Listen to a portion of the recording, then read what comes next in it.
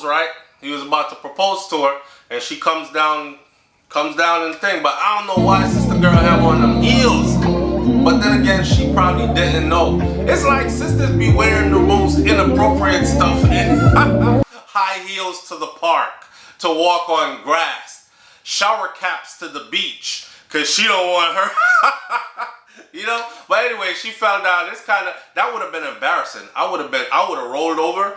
When I hit the ground, I would have rolled over and I would have just started acting like, you know what I'm saying? Like I'm voguing to the music. Love, love, oh, that kind of stuff. I wouldn't have but you could tell she was hurt. Because he tried to help her up and she ain't coming up.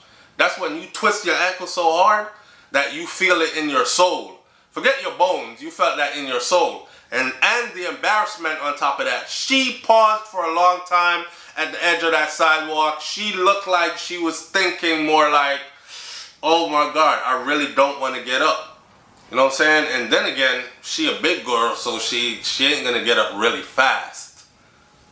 But he proposed anyways. That's love. That's love.